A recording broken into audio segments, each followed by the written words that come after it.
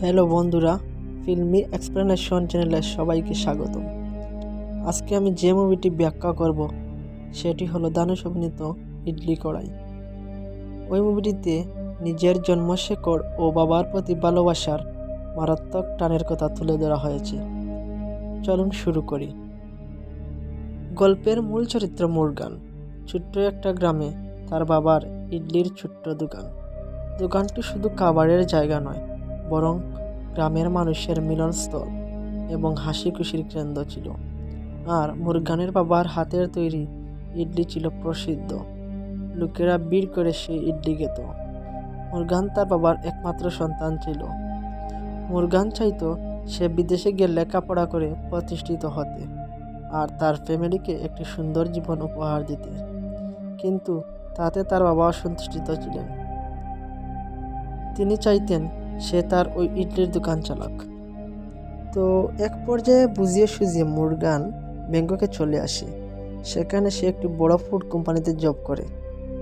সেখানে তার মেধা কাটিয়ে সে সবার মন জয় করে নেয় এবং তার বস বিষ্ণুবর্ধনের মেয়ে যার সাথে প্রেমে জড়িয়ে পড়ে। হঠাৎ একদিন পাউরুটিতে হাত দিলে সে তার বাবার ইডলির দোকানের কথা মনে করতে থাকে। সে ভাবে ব্যাংককে বিলাসিতার জীবন কাটালেও সে তার ফ্যামিলিকে প্রচণ্ড রকমের মিস করতে। এক পর্যায়ে মীরার সাথে তার বিয়ে ঠিক হয়। তো যেদিন তাদের বিয়ের এঙ্গেজমেন্ট ছিল, সেদিন মুরগানকে তার মা কস্তুরী কল দেন এবং তাকে বলেন তার বাবা মারা গেছেন। আর সেটা শুনে মুরগান শকড হয়ে যায়। সে পরদিনই গ্রামে আসে। তার বাবার শেষকৃত্য হয়। সবাই তাকে বলে মুরগান অনেক পরিবর্তন হয়ে গেছে। তার মাও তার বাবার মৃত্যুতে পাথর হয়ে গেছেন। এভাবে একদিন তার মাও মারা যান।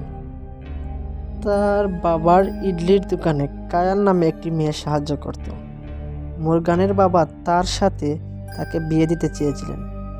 আর ক্লাস 8-এ থাকতে মুরগানেরও কায়ালের সাথে সম্পর্ক ছিল। তো কিছুদিন পর দেখা যায় মুরগান তার বাবার ইডলির দোকান আবার চালু করে। কায়াল তাকে সাহায্যও করত, কিন্তু তাদের বানানো ইডলি এত সুস্বাদু হতো না। তাদের দোকানে ক্রেতার সংখ্যাও কম হতো। এভাবে মুরগান হতাশ হয়ে থাকে। একদিন হতাশ হয়ে যখন মুরগান ঘুমিয়েছিল, তখন তার বাবা তাকে স্বপ্নে এসে বলেন তিনি তার সাথে আছেন, তিনি তাকে সবসময় সাহায্য করবেন। তখন মুরগান তার বাবার মতো নতুন উদ্যমে নিজে একা হাতে ইডলি বানাতো। আর তাদের দোকানে সব সময় একজন বৃদ্ধ ইডলি খেত। সেদিন ওই বৃদ্ধও বলেছিল আজ তার বাবা বানানো ইডলি তার বাবার মতো সুস্বাদু হয়েছে। ধীরে ধীরে তার দোকান প্রসিদ্ধ হয়ে ওঠে। ক্রেতার সংখ্যাও বাড়তে থাকে আর গ্রামের লোকের কাছে সে আপন হয়ে ওঠে। তো এক পর্যায়ে মুরগান মীরাকে জানিয়ে দেয় সে কখনোই ব্যাংককে ফিরে যাবে না। আর এটা শুনে তার ভাই অশ্বিন, অর্থাৎ তার বসের ছেলে, সেখানে চলে আসে। তো একদিন যখন সে জঙ্গলের ভিতর দিয়ে যাচ্ছিল, অশ্বিন সেই মুহূর্তেই তাকে অ্যাটাক করে। সে অশ্বিনকে মারতে যাবে, তখনই তার মনে পড়ে মারামারি করে কোনো সমস্যারই সমাধান হয় না, তাই সে অশ্বিনকে মারে না। কিন্তু অশ্বিন তাকে মারতে মারতে আধমরা করে ফেলে। হঠাৎ গ্রামের লোকের টের পেয়ে সে তার গার্ডদের সাহায্য নিয়ে গাড়িতে করে অশ্বিনকে নিয়ে ক্ষেতের ভিতর দিয়ে চলে যায়। সেখানে তার বাবা বিষ্ণুবর্ধনও খবর পেয়ে চলে আসে। অশ্বিন মুরগানকে গুলি করতে চায়, কিন্তু তার বাবা তাকে নিষেধ দেন। হঠাৎ ধস্তাধস্তির এক পর্যায়ে একটি গুলি মুরগানের গায়ে লাগে আর মুরগান সেখানেই লুটে পড়ে। তারপর বিষ্ণুবর্ধন ও তার ছেলে মুরগানকে সেখানে রেখে চলে যায়। এক পর্যায়ে গ্রামবাসীরা কয়েকজন মিলে মুরগানকে হসপিটালে ভর্তি করে। সে তখনও জীবিত ছিল। আর অন্যদিকে গ্রামবাসীরা মিলে বিষ্ণুবর্ধন যে বাড়িতে উঠেছিল সে বাড়িটা ঘেরাও করে। তো বিষ্ণুবর্ধনও পুলিশের সাহায্য চায়। পুলিশ তাদেরকে জানিয়ে দেয় মুরগান যদি তাদের নাম না নেয় তাহলে তারা তাদেরকে বাঁচাতে পারবে।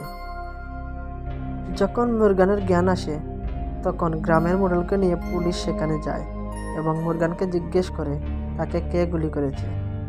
বা বিষ্ণুর পরিবার কি তাদেরকে গুলি করেছে?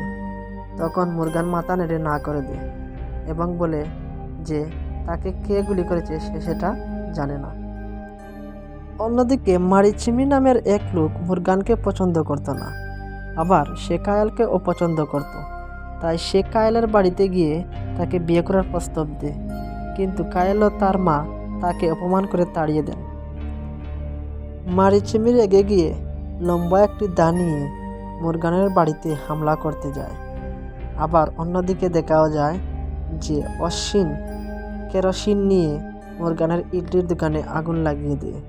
অন্যদিকে মুরগান মারিচিমিকে মারতে থাকে আর অন্যদিকে তার ইডলির দোকান জ্বলতে থাকে। তো এক পর্যায়ে খবর পেয়ে মুরগান এসে দেখে তার বাবার ইডলির দোকান পুড়ে ছাই হয়ে যাচ্ছে, তার বাবার শেষ স্মৃতিটুকুও পুড়ে যাচ্ছে। সেটা দেখে সে হতাশ হয়ে পড়ে। তো পরদিন মুরগান ও কায়েল দোকানটিকে দেখছিল। তখন কায়েল একটি দা এনে মুরগানকে দিয়ে বলে অশ্বিনকে মারতে, কিন্তু মুরগান কায়েলকে বলে আমরা দোকানটি আবার নতুন করে চালু করব, যেভাবে ঠিক আমাদের বাবা মা শুরু করেছিলেন। তো সেখান থেকে তারা নতুন করে দোকানটি শুরু করে, ঠিক যেভাবে তার বাবা আর মা কাদা আর মাটি দিয়ে দোকানটি তৈরি করেছিলেন। কিছুদিন যেতে না যেতেই দোকানটি আবার প্রসিদ্ধ হয়ে ওঠে, তাদের দোকানে ক্রেতার সংখ্যা বাড়তে থাকে। তো সেখানে একদিন বিষ্ণু, মীরা ও অশ্বিন আসে। বিষ্ণু মুরগানের কাছে ক্ষমা চায় আর অশ্বিনকেও বলে ক্ষমা চাইতে। অনিচ্ছা সত্ত্বেও অশ্বিন মুরগানের কাছে ক্ষমা চায় আর মুরগানও তাকে ক্ষমা করে দেয়। যখন তারা চলে যেতে চাচ্ছিল তখন মুরগান তাদেরকে বলে ইডলি খেয়ে যেতে। তারা মুরগানের কথা মতো ভিতরে ঢুকে ইডলি খায় এবং তাদের খুবই ভালো লাগে। এরপর মীরা মুরগানকে বলে অশ্বিন তাকে অনেক কষ্ট দিয়েছে আর এই সামান্য চরিত্রেই তুমি তাকে ক্ষমা করে দিলে, তোমার তো কমপক্ষে একটি চড় মারা উচিত ছিল। বিষ্ণু বলে তার ছেলেকে কঠিন শাস্তি দেওয়া উচিত। মুরগান বলে আপনি ঠিকই বলেছেন। মুরগান অশ্বিনকে চাল পিষতে দেয়। আশ্বিন বসে বসে চাল পিষতে শুরু করে। আশ্বিন হাঁপিয়ে যায় আর বলে এরা ঠিকই বলেছে, আমাকে একটি চড় মারো, কিন্তু এটি করিও না। মুরগান বলে এখনই পালাতে চাইছ, এটা তোমার শাস্তি আর তোমার হাতের উপকারীও বটে। তারপর মুরগান বাইরে আসে এবং বলে আমার বাবার সুখ এই দোকানে ছিল, আমি আগে বুঝতে পারিনি, এখন বুঝতে পারছি। আর ওইখানেই মুভিটি শেষ হয়ে যায়। আসলে মুভিটির মূল বার্তা হলো জীবনের যে কোনো পর্যায়ে নিজের জন্মভূমি ও পরিবারকে কখনোই ভোলা উচিত নয়। সো আমার চ্যানেলটি যেহেতু নতুন এবং আমার ভয়েস ওভারও আপনাদের ভালো লাগতে নাও পারে, যদি আমার ভিডিওটি সামান্যতম ভালো লাগে তাহলে চ্যানেলটি সাবস্ক্রাইব করবেন এবং লাইক, শেয়ার ও কমেন্ট করবেন।